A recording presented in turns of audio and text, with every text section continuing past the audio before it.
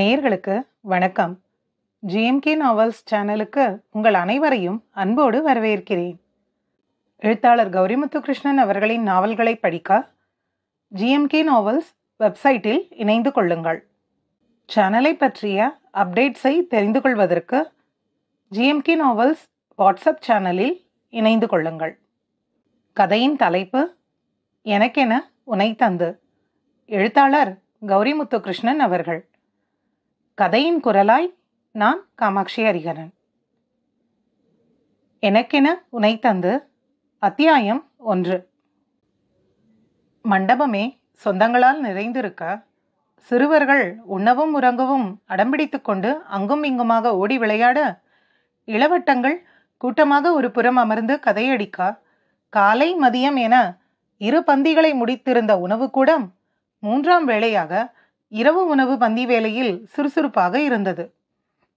நெருங்கிய சொந்தக்கார பெண்கள் மட்டும் வீட்டில் இருக்க, ஆண்கள் மண்டபத்தில் வந்தவர்களை கவனித்துக் கொண்டிருந்தனர்.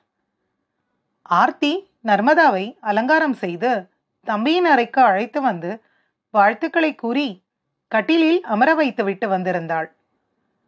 காலையில் இருந்த பதட்டம் எல்லாம் குறைந்திருக்க கணவனுக்காக காத்திருக்க தொடங்கியிருந்தாள் நர்மதா.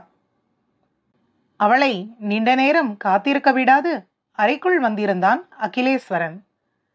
அவனை கண்டதும் இவள் புன்னகையை மட்டும் தர, அகில்தான் ஒரு நொடி ஆழ மூச்செடுத்துவிட்டு அவளை நெருங்கி வந்தான்.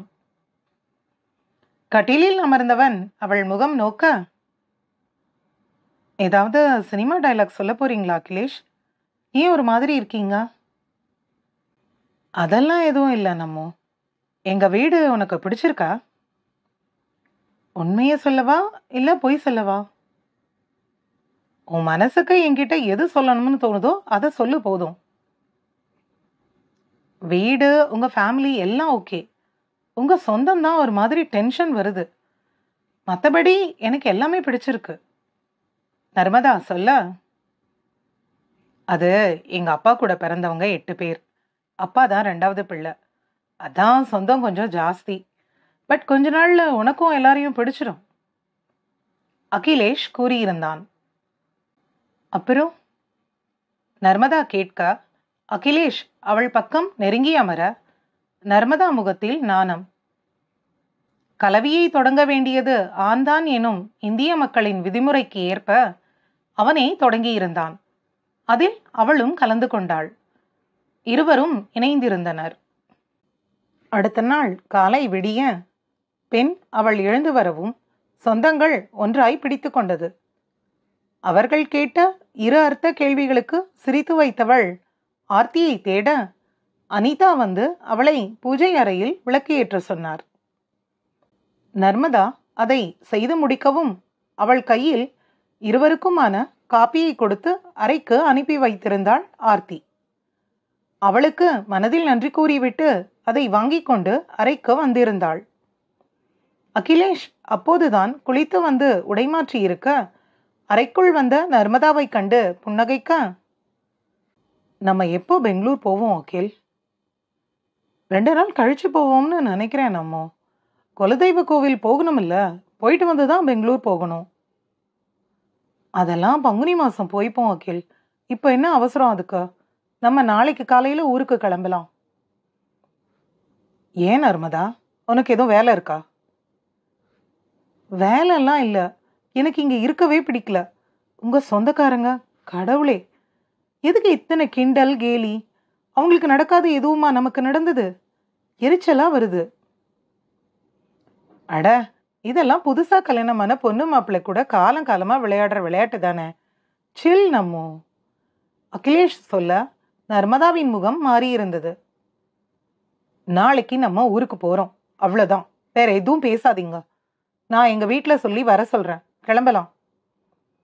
நர்மதா முடிவாக சொல்ல அகிலேஷ் அவளை கண்டு மௌனமாக நின்றிருந்தான். அது எப்படி நர்மதா நாளைக்கு கிளம்ப முடியும்? 2 நாள் தானே, கோவில் போயிட்டு போலாமா? அகிலேஷ் புது மனைவியின் கைப்பிடித்து பொறுமையாக கூற அவளோ முகத்தை திருப்பி இருந்தாள். அதே முகத்திருப்பல்தான் காலை பந்தியிலும், மதிய விருந்திலும், மாலை பூஜையிலும். குடும்பமே அவள் அகிலேஷிடம் காட்டும் ஒதுக்கம் பார்த்து, சோகமான அவளின் முகத்தை பார்த்து என்னவோ என்று அமைதியாக இருக்க, கல்யாண வீட்டின் கலகலப்பும் மெல்ல மெல்ல தொலைந்து போனது. இரவு அகிலேஷ் அன்னை தந்தை முன் வந்து நிற்க, இருவரும் அவனை கேள்வியாக பார்க்க, நர்மதாக்கு ஆஃபீஸில் வேலை இருக்கும் போல, நாளைக்கு காலையில் ஊருக்கு கிளம்பலாம்னு கேட்டா. நான் 2 நாள் தங்கிட்டு போலாம்னு சொன்னேன். ஆனால் அவளுக்கு அதில் மன வருத்தம். நீங்கள் சரின்னு சொன்னால் ஊருக்கு கிளம்புவோம். அகிலேஷ் சொல்ல, அது எப்படிடா, கோவிலுக்கு போகணும் இல்ல? ஆர்த்தி கேட்க, நானும் சொன்னேன் அக்கா, ஆனா நர்மதா முகத்தை பார்த்து தானே. ஆர்த்தி, நீ ஏன் இப்ப நடுவுல பேசுற? நாங்க பேசிப்போம், நீ உள்ள போ. அவர்களின் தந்தையான அருணகிரி சொல்லவும் ஆர்த்தி உள்ளே சென்றிருந்தாள்.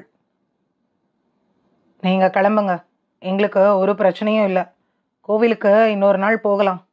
பிள்ளை முகமே சரியில்லை. போய் சமாதானம் பண்ணு. அவங்க வீட்டுக்கு கூப்பிட்டு நானே சொல்றேன். அருணகிரி சொல்லவும் அகிலேஷ் சரி என்று அவனின் அறைக்கு சென்றிருந்தான். அவன் தலை மறையவும் தந்தையின் எதிரில் வந்து நின்றிருந்தான் அருண், அகிலேஷின் அண்ணன். மூத்த மகனை கேள்வியாக அவர் பார்க்க, அவனோ தந்தையை முறைத்து வைத்தான். என்ன முறைப்பு இப்போ உனக்கு? அவர் கேட்க, ஏன்பா இப்படி பண்றீங்க? சரண்யா வேலைக்கு லீவ் போட்டு வந்திருக்கா. 1 வாரம் இங்கே தான் இருக்கணும்னு என்கிட்ட சொன்ன நீங்க அவங்க கிட்டேயும் சொல்லியிருக்கணும். பொண்ணும் மாப்பிள்ளையும் கிளம்பின அப்புறம் எங்களுக்கு மட்டும் இங்கே என்ன வேலை சொல்லுங்க? அருண்குமார் கேட்க, இங்கே பாரு அருண், உனக்கு கிளம்பணுமா கிளம்பி போ. அதை விட்டு எதுக்கு இங்கே சத்தம் போட்டுக்கிட்டு இருக்க? சரிதான், கிளம்பத்தான் போகிறேன். சரண்யாவாவது வேலைக்கு போகட்டும். சொல்லிவிட்டு அருண் நகர அனிதா பெருமூச்சு விட்டு அடுத்த வேலையை பார்க்க சென்றிருந்தார். ஆர்த்தி அவளின் படுக்கை அறை வர அங்கே அமர்ந்திருந்த சரண்யா பிள்ளைகள் 4 உணவை ஊட்டிவிட்டு கொண்டிருக்க, என்ன நீ, என்னாச்சு? ஏன் முகம் ஏதோ போல இருக்கு? அகில் நாளைக்கு ஊருக்கு போறேன்னு அப்பா கிட்ட கேட்டான். அவரும் போன்னு சொல்லிட்டார். எப்பவாவது தான் பிறந்த வீட்டு குலதெய்வத்தை பார்க்க வாய்ப்பே கிடைக்குது. அதிலையும் இப்படி சிக்கல் பண்ணா கோபம் தானே வரும். ஆர்த்தி கேட்க, என்ன நீ சொல்றீங்க? இதுக்கு தான் லீவ் போட சொன்னாங்களா? நல்லது, நாளைக்கு கிளம்பிட வேண்டியதுதான். சரண்யா சொல்ல, அதெல்லாம் என் தம்பி அப்பா கிட்ட நாளைக்கு கிளம்புறோம்னு சொல்லிட்டான். நீ இரு சரண்யா, லீவ் தான் போட்ட இல்ல, கையோட குலதெய்வ கோவிலுக்கு போயிட்டு வருவோம். ஆர்த்தி கேட்க, அண்ணி, உங்களுக்கு ஆசை இருந்தா நீங்க கோவிலுக்கு போயிட்டு ஊருக்கு போங்க. நான் பங்குனிக்கு கோவிலுக்கு வரேன். எனக்கு ஆஃபீஸ் போயே ஆகணும். சரண்யா சொல்லிவிட்டு அவளின் மகன்களுடன் வெளியேற அங்கே ஆர்த்தியின் கணவன் சதீஷ் வந்தான். உங்க அப்பா சரியான ஆள் தாண்டி. சொந்தம் எல்லாத்தையும் ஒரே நாளில் அனுப்பி வைக்க பிளான் போட்டு அவருக்கு தகுந்த மாதிரியே ஒரு பொண்ணை என் மாப்பிள்ளை தலையில கட்டி விட்டார். அதுவும் ஒரே நாளில் வேஷம் கலைச்சு ஊருக்கு கிளம்பிடுச்சு. சும்மா எங்க அப்பாவை கிண்டல் பண்ணாதீங்க. ஆர்த்தி கோபமாக சொல்ல, பின்ன 80 சவரன் நகை, 5 லட்சம் ரொக்கம் எல்லாம் வாங்கிட்டு உன் தம்பியை வித்துட்டாரு தானே. அந்த பொண்ணு மருந்துக்கு கூட முகம் பார்த்து சிரிக்க மாட்டேங்குது. என் மாப்பிள்ளை என்ன கஷ்டப்படுறான்னு வேற தெரியல. நர்மதாவை பார்க்கும்போது சரண்யாவே ஓகே தான். உள்ள ஒன்று வெளியே ஒன்றுன்னு பேசினாலும் சிரிக்கவாவது செய்யும். சதீஷ் கூற ஆர்த்தி முகத்தில் சோகம் எட்டி பார்க்க, உங்க கோவிலுக்கு போயிட்டு தான் நம்ம போக போறோம். யார் வந்தாலும் வராட்டியும் சரியா? சதீஷ் கேட்க அவளின் முகத்தில் புன்னகை எட்டி பார்த்தது. இங்கு அகிலேஷ் படுக்கையறை வந்தவன் நர்மதா அருகில் அமர அவள் அப்போதும் முகம் திருப்ப, நாளைக்கு பெங்களூர் போகலாம், உங்கள் வீட்டுக்கு கூப்பிட்டு அப்பாவே சொல்கிறேன்னு சொல்லிட்டார். இப்போவாவது கொஞ்சம் என் முகம் பாரு நர்மதா. அவன் சொன்னதை கேட்டு அவளின் முகத்தில் புன்னகை வர அகிலேஷ் பெருமூச்சு விட்டிருந்தான். சட்டென அவனின் தோள்களில் அவள் சாய்ந்திருக்க அகிலேஷ் உடைமாற்ற எழுவது போல விலகிச் சென்றிருந்தான். நேற்று இனிதாய் கழிந்த இரவு இன்று ஏனோ அவனுக்கு சங்கடமாக இருந்தது. ஆனால் அப்படி எந்த சங்கடமும் நர்மதாவிடம் இப்போது இல்லை. படுக்கையில் படுத்தவனை பின்னிருந்து அணைத்திருந்தாள். என் மேலே எதுவும் கோவமா? நர்மதா கேட்க, கோவம் இல்லை நர்மதா, கொஞ்சம் ஏமாற்றம். நான் 1 வாரம் லீவ் போட்டு இருந்தேன். குலதெய்வ கோவிலுக்கு சொந்தத்தோட போகணும்னெல்லாம் இருந்தேன். இப்போ எல்லாமே வேற மாதிரி நடக்கவும். சரி, தூங்குமா, நாளைக்கு சீக்கிரம் கிளம்பணும். அகிலேஸ்வரன் சொல்ல நர்மதா இன்னும் அவனை இறுக்கி அணைத்து கொள்ள அவனும் திரும்பி படுத்து அணைத்து விடுவித்திருந்தான். அவன் விலகவும் நர்மதா அவனை கேள்வியாக பார்க்க, தூங்கலாம் நர்மதா, இன்னைக்கு எதுவும் வேண்டாமே. அகிலேஷ் தயங்கி சொல்ல, கல்யாணமான 2வது ராத்திரியே என்ன விலக்கிட்டு உங்களால நிம்மதியா தூங்க முடியும்ல? நர்மதா கேட்க, அப்படி இல்லை நர்மதா, அசதியா இருக்கு, அதான். நீ ஏன் இப்படி யோசிக்கிற? எனக்கு வேணும். நர்மதா வெளிப்படையாக கேட்க அகிலேஷ் அமைதியாய் விளக்கை அணைத்திருந்தான். கல்யாண வீட்டில் மெல்ல மாப்பிள்ளையும் பெண்ணும் நாளை காலை ஊருக்கு கிளம்பி செல்லும் செய்தி பரவ சொந்தங்களும் காலை கிளம்ப முடிவு செய்திருந்தது. அடுத்த நாள் காலை கிளம்பி வந்த நர்மதா முகத்தில் புன்னகை இருக்க அதற்கு நேர் எதிராக படியிறங்கி வந்தான் அகிலேஸ்வரன். பூஜையில் கலந்து கொண்டு தாய் தந்தையிடம் ஆசை பெற்று உணவை உண்டு எழவும் நர்மதா வீட்டிலிருந்து அவளின் சொந்தங்கள் வர அவர்களுக்கும் உணவை பரிமாறி கொடுக்க அவர்களும் நிறைவாக உண்டிருந்தனர். பின் அனைவரும் கிளம்ப அகிலேஷ் கைகளை பிடித்து அழுத்தம் கொடுத்தான் ஆர்த்தியின் கணவன் சதீஷ்.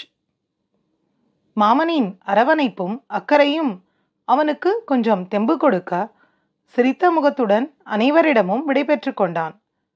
அவன் கிளம்பிய சில மணி நேரங்களில் வீடே காலியாகி இருக்க ஆர்த்தியும் சதீஷும் குலதெய்வ கோவிலுக்கு சென்றிருந்தனர். தம்பியின் வாழ்வு செழிக்க வேண்டிக் கொண்டு ஆர்த்தி குலதெய்வத்துக்கு பொங்கல் வைக்க பொங்கல் தெற்கில் பொங்கி விழ ஆர்த்தி அங்கேயே கதறி அழுதுவிட்டாள்.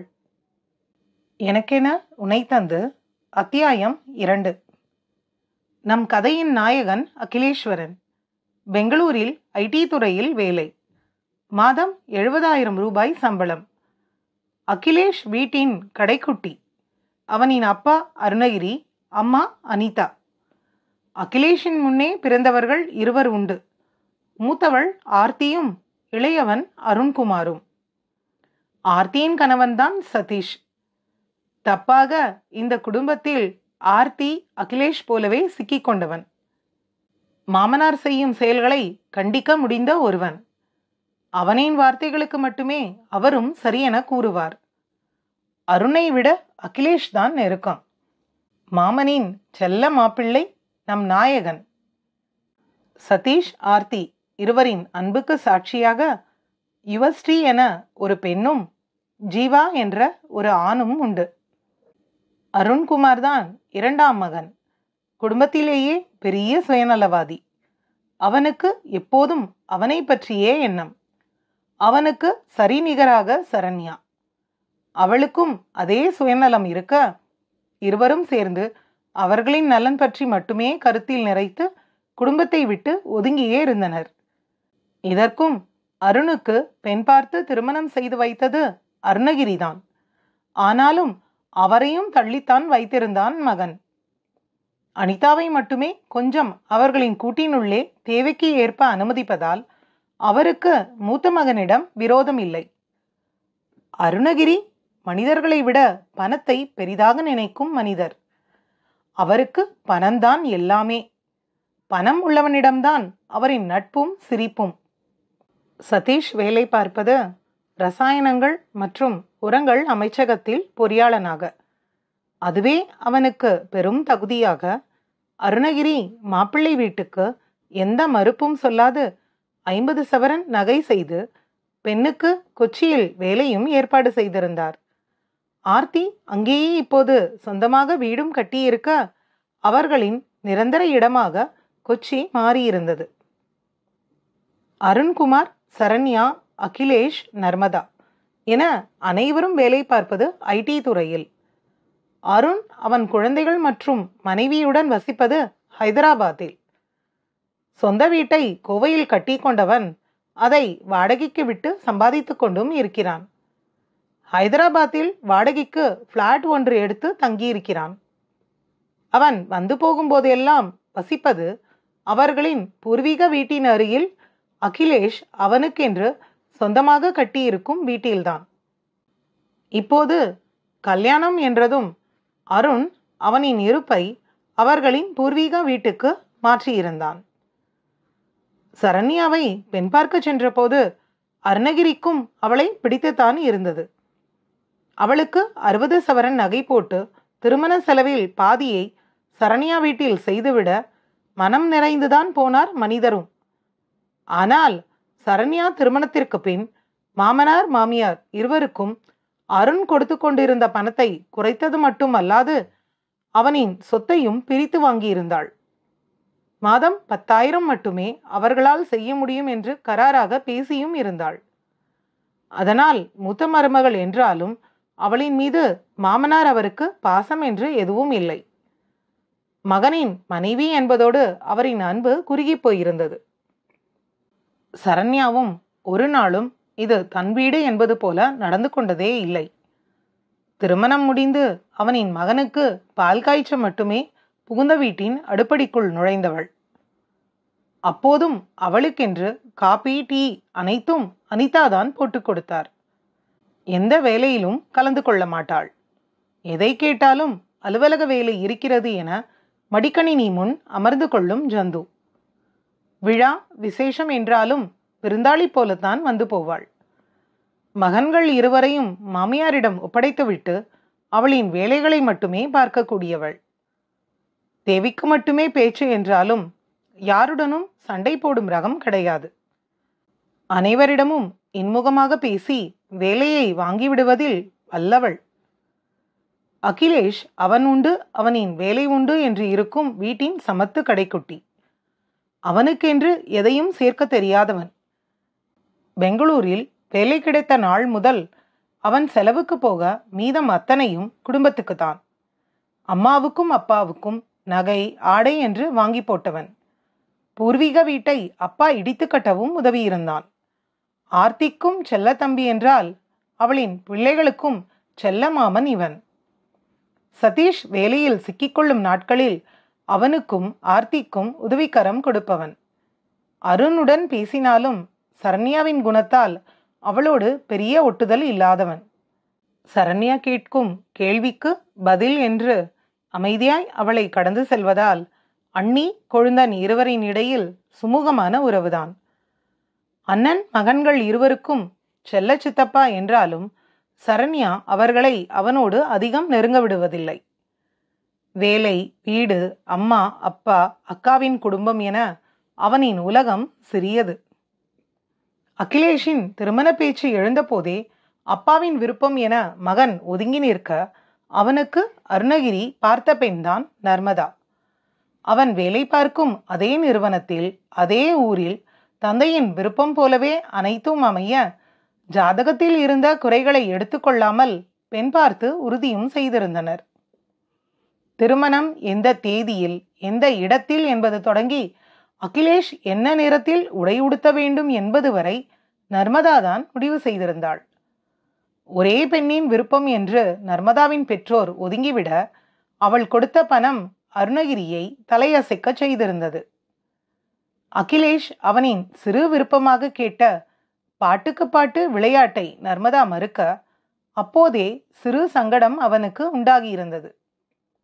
ஒரே துறையில் ஒரே நிறுவனத்தில் வேலை என்றாலும் வேலை பார்க்கும் இடம் வேறாக இருக்க திருமணத்தின் பின் ஒரே வீட்டில் வசிக்க வேண்டும் என்பதால் முன்னேற்பாடுகள் செய்ய வேண்டும் என அகிலேஷ் முதல் முறையாக அவளிடம் பேச, அவளோ அவளின் வீட்டிற்கு அவனை இடம் மாற சொல்லியிருந்தாள். அதில் அவனுக்கு உடன்பாடு இல்லை என்று கூற, நேராய் அருணகிரிக்கு அழைத்து இவள் விஷயம் இதுவென்று கூற, அவரோ அவனை நர்மதா வீட்டிற்கு செல்ல சொன்னார். அகிலேஷ் முதல் முறையாக அவரோடு பேச்சுவார்த்தை நடத்தியிருந்தான். என்ன அகிலா, நீ அந்த பொண்ணு வீட்டில் இருந்தா இப்ப என்ன? உங்களை பார்த்துக்க அவங்க அம்மா அப்பா இருப்பாங்க, நீங்களும் வயசானவங்கள பார்த்துக்க முடியும். வேலைக்கு போற உங்களால வீட்டை பார்த்துக்க முடியுமா? அதுவும் இல்லாம சொந்த வீடே இருக்கும்போது தனி கொடுத்தனும் எதுக்கு? வீண் செலவு வேற. அதெல்லாம் சரிதான்ப்பா, மாமனார் வீட்டில் இருந்தா எனக்கு மதிப்பு இருக்குமா? வெளியே எல்லாரும் ஒரு மாதிரி கிண்டலா பேச மாட்டாங்களா? அதுவும் இல்லாம அவங்களுக்கு அது பழகின இடம், எனக்கு புதுசா இருக்கும். அதை நினைச்சா சங்கடமா இருக்கு. அகிலேஷ் சொல்ல, வீடு உன் பொண்டாட்டி பெயர்ல இருக்கு, உனக்கு என்ன கூச்சம்? பேசுறவன் 1000 பேசிக்கிட்டே தான் இருப்பான், அதெல்லாம் தலையில போட்டுட்டு இருக்காத. என்ன சங்கடம் உனக்கு? நாளைக்கு நர்மதா கோவைக்கு வந்தா நம்ம வீட்டில் தானே தங்கும், அதுக்கு சங்கடமா இருக்குன்னு சொன்னா நீ என்ன செய்வ சொல்லு? பொண்ணுதான் அனுசரிக்கணுமா? ஏன் ஆம்பளை நீ அனுசரிச்சு போகக்கூடாதா? அருணகிரி கேட்க அகிலேஷ் சரி என்று கூறியிருந்தான். அப்போது இருந்தே அகிலேஷ் புரிந்து கொண்டது ஒன்றைத்தான். நர்மதா அவளின் விருப்பத்திற்கு மட்டுமே முக்கியத்துவம் கொடுப்பவள் என்பதும், அவளின் விருப்பம் போலத்தான் அடுத்தவரும் அவளை அணுக வேண்டும் என்பதும். தன்னை அவளுக்கு உணர்த்தி விட்டால் அவளின் விருப்பமான எனக்காக அவளை மாற்றிக்கொள்வாள் என்று நம்பியிருந்தான்.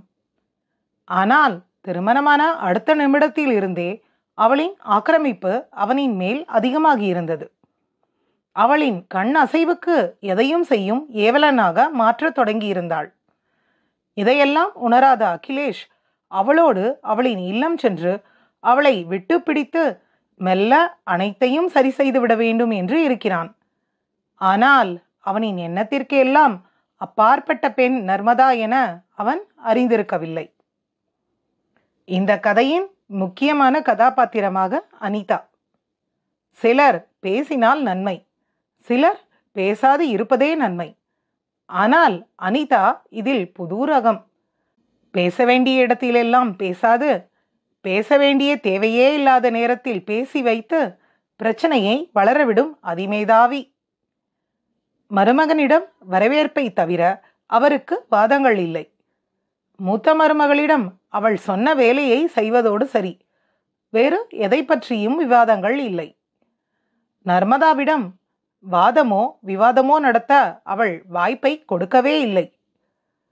கண் பார்வையில் மாமியார் அவரையே எட்ட நிறுத்தியிருந்தாள். அனிதாவிற்கு ஆறுதல் என்றால் அகிலேஷ் மட்டும்தான்.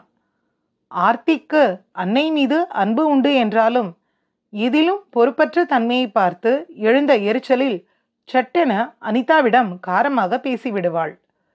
அதனால் அகிலேஷுடன் தான் அந்த அன்னைக்கு ஆறுதலும் நட்பும். இவர்களுடன் இவர்களையும் அறிமுகம் செய்து விடுகிறேன். ஆர்த்தி சதீஷ் இருவரின் மகள் யுவா என்னும் யுவஸ்ரீ மாமனின் செல்ல பிள்ளை. அடுத்த தலைமுறையின் முதல் வாரிசு. 7ஆம் வகுப்பு படிக்கிறாள். 2வது ஜீவா 4ஆம் வகுப்பு படிக்கிறான். இருவரும் வீட்டில் எதிரும் புதிருமாக இருந்தாலும் வெளியே ஆர்த்திக்கு தொல்லை தராதவர்கள். அகிலேஷ் என்றால் இருவருக்கும் கொள்ளை பிரியம். அருண் சரண்யா இருவரின் மகன்கள். மூத்தவன் அஸ்வின் மற்றும் இளையவன் அஸ்வந்த். மூத்தவன் 2ஆம் வகுப்பு படித்தாலும் பிடிவாதத்தில் PhD முடித்திருந்தான். 2வது மகன் LKG படிக்கிறான். ஆனால் எதற்கெடுத்தாலும் குறை சொல்வதில் டாக்டரேட் முடித்திருந்தான். அம்மாவைப் போலவே அப்பாவின் சொந்தங்கள் என்றால் அலர்ஜி, அம்மாவின் சொந்தம் என்றால் மகிழ்ச்சி. இத்தனை வேடிக்கை மனிதர்களுக்கு இடையில்தான் நடைபெறப் போகிறது நம் கதை. எனக்கென உன்னை தந்து அத்தியாயம் 1 மற்றும் 2 நிறைவு பெற்றது. அன்பு அனைத்தும் செய்யும்.